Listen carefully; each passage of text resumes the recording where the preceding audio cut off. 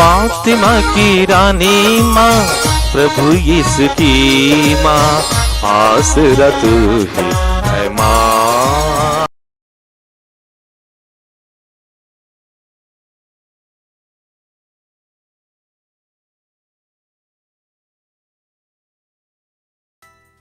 पहला पाठ प्रकाशना ग्रंथ अध्याय 14 पद संख्याएं 1 से 5 तक।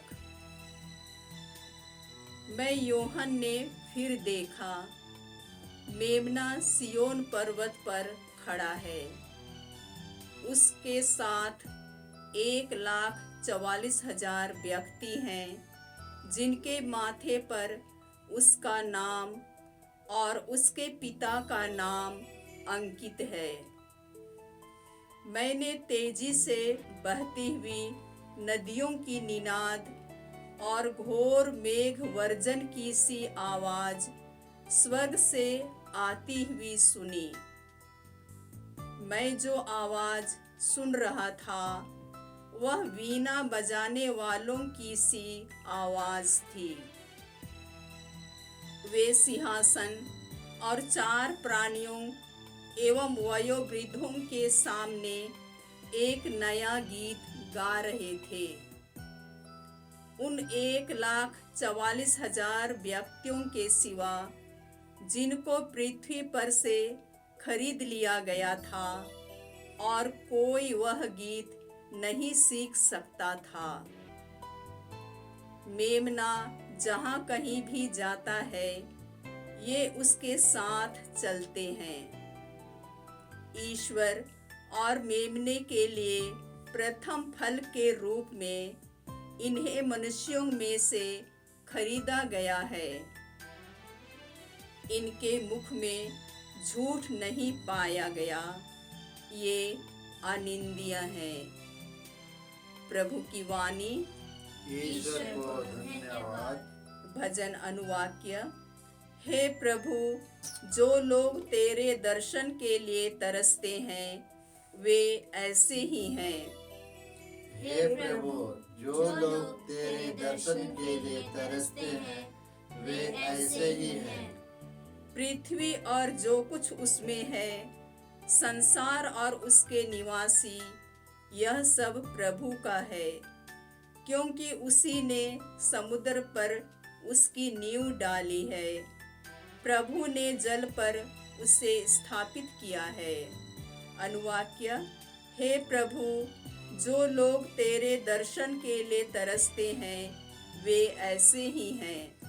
हे प्रभु, जो लोग तेरे दर्शन के लिए तरसते हैं, वे ऐसे ही हैं। प्रभु के पर्वत पर कौन चढ़ेगा? उसके मंदिर में कौन रह पाएगा? वही जिसका हाथ निर्दोष है, जिसका हृदय निर्मल है, जिसका मन असार संसार में नहीं रमता। अनुवाक्य। हे प्रभु, जो लोग तेरे दर्शन के लिए तरसते हैं, वे ऐसे ही हैं। हे प्रभु, जो लोग तेरे दर्शन के लिए तरसते हैं, वे ऐसे ही हैं। उसी को प्रभु की आशीष प्राप्त होगी, वही अपने मुक्तिदाता ईश्वर से पुरस्कार पाएगा।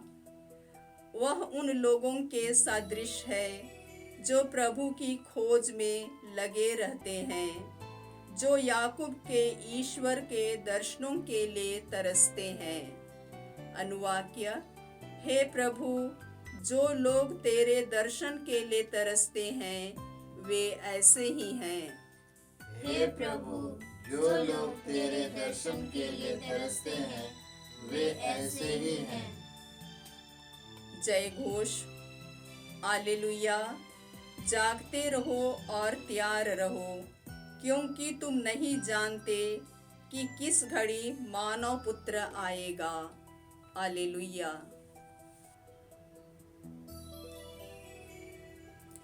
प्रभु आप लोगों के साथ तो हो और आपकी आत्मा के साथ। संत लूकस के अनुसार प्रभु यीशु ख्रिस्त का पवित्र सुसमाचार। हे प्रभु तेरी महिमा हो। अध्याय 21 पद संख्याएं 1 से 4। यीशु ने आंखें ऊपर उठाकर देखा कि धनी लोग खजाने में अपना दान डाल रहे हैं।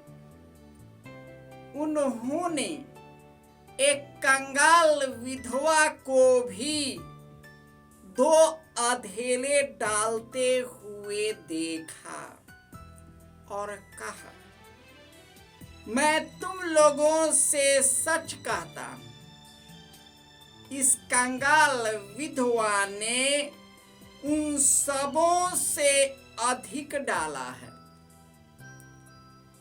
उन्होंने तो अपनी समृद्धि में से दान दिया, परंतु इसने तंगी में रहते हुए भी जीविका के लिए अपने पास जो कुछ था वह सब दे डाला।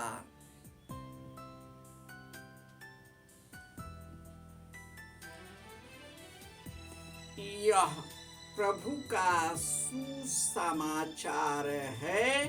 हे क्रिस्त तेरी स्तुति हो।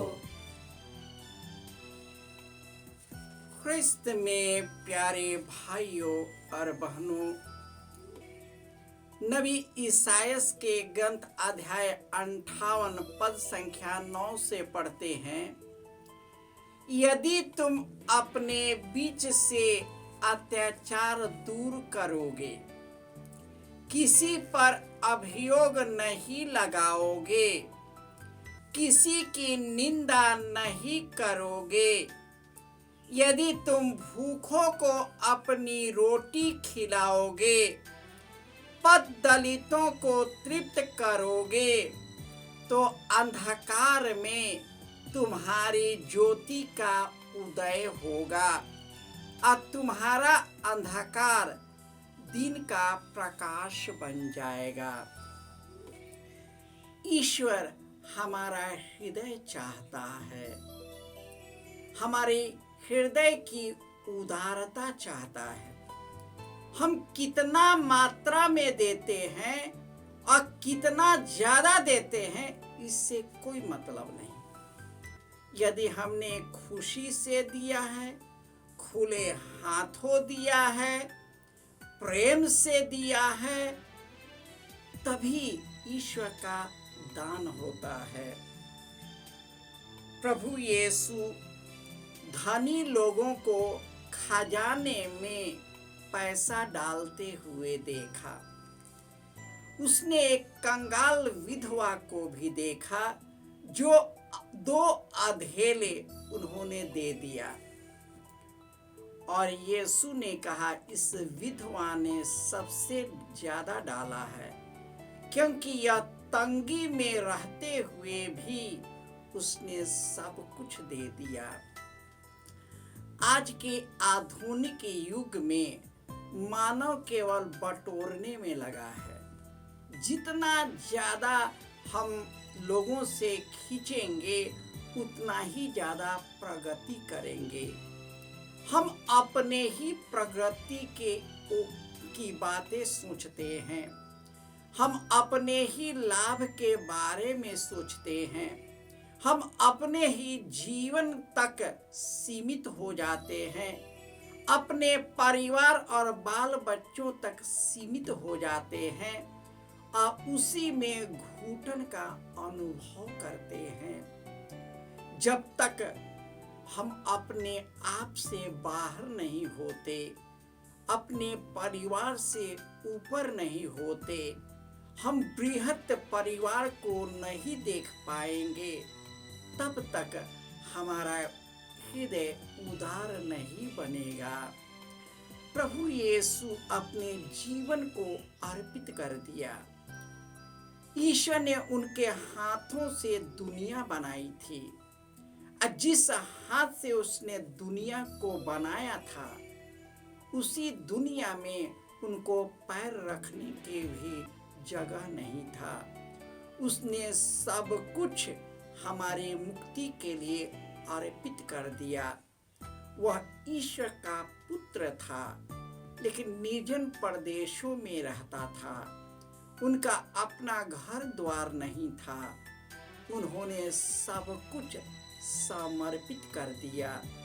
अतः हमें यीशु के मार्ग को अपनाकर उन्हीं के मार्ग में चलकर हम अपने हृदय को शुद्ध करें, निर्मल बनाएं, ताकि उदारता पूर्वक खुले मन और हृदय से लोगों को स्वीकार करें और जितने भी लोग हैं जरूरतमंद है उनके लिए खुशी और आनंद उल्लास के साथ उनकी मदद करें और इस प्रकार हम यीशु के शिष्य बन जाएंगे और यीशु अपने अनंत खुशी और सुख से भर देंगे।